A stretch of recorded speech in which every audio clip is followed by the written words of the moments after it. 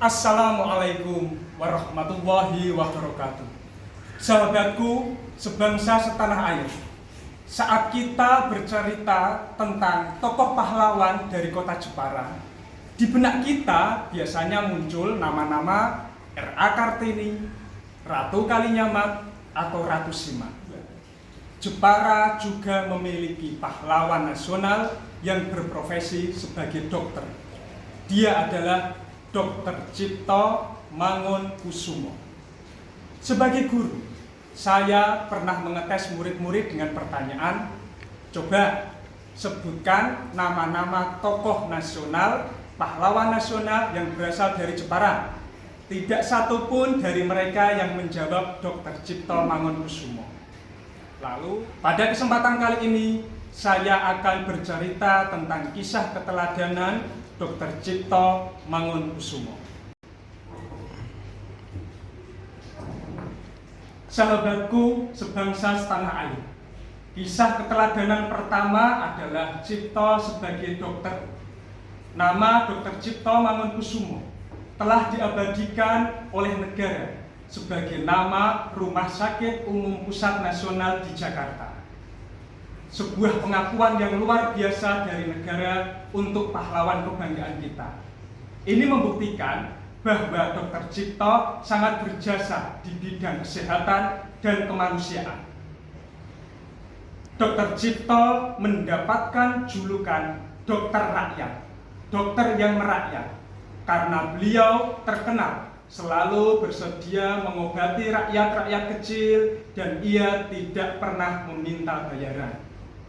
Tidak hanya itu, salah satu jasa besarnya adalah beliau ikut berjuang di garda terdepan dalam memberantas wabah pes di Kota Malang tahun 1911. Saat itu, banyak dokter Belanda yang tidak mau, yang tidak sudi membantu rakyat. Namun, dengan gigih, dengan beraninya Dr. Cipto mempertaruhkan nyawanya memasuki pelosok-pelosok desa mengobati rakyat. Ada sebuah peristiwa yang mengharukan saat ia berjuang mengatasi wabah itu. Suatu hari, Dr. Cipto mendengar ada tangisan anak perempuan dari rumah yang kondisinya hampir ludes terbakar. Ternyata rumah itu sengaja dibakar oleh warga karena mereka menganggap cara mengatasi wabah ini adalah dengan cara membakar rumah penderita wabah tersebut. Dengan sigap dan cepat, Dr. Cipto bergegas masuk ke dalam rumah itu dan menyelamatkan anak perempuan tersebut. Kemudian, anak perempuan tersebut dirawat hingga sembuh dan ia bahkan mengangkatnya sebagai anak karena anak tersebut yatim piatu. Kedua orang tuanya sudah meninggal karena terkena wabah pes. Kemudian, berkat keberhasilan yang luar biasa ini, Dr. Cipto mendapatkan penghargaan bintang emas, penghargaan yang besar dari Ratu Wilhelmina dan pemerintah kolonial Belanda. Namun, karena beliau seorang pejuang kemerdekaan, penghargaan itu segera dikembalikan karena desakan hati nurani. Dari kisah ini, kita mendapat keteladanan yang luar biasa, yaitu selalu berjuang untuk rakyat dan rela berkorban demi kemanusiaan.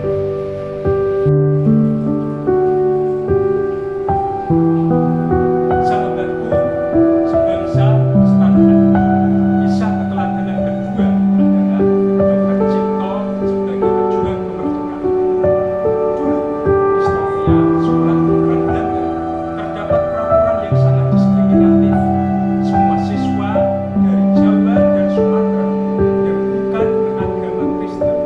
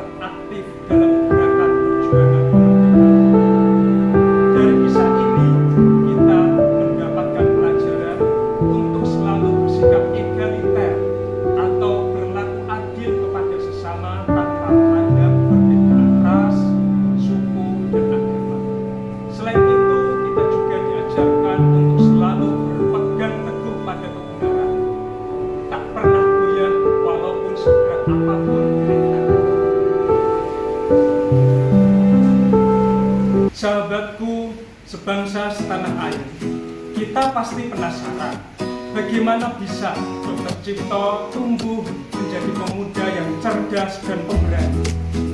Saya yakin ia adalah pemuda yang rajin membaca buku. Dalam kutipan pidatonya, ia pernah mengatakan, kewajiban pelajar ialah belajar, belajar, sekali lagi belajar. Oleh karena itu, sebagai guru, saya mengajak anak-anakku, murid-muridku, belajarlah dengan giat.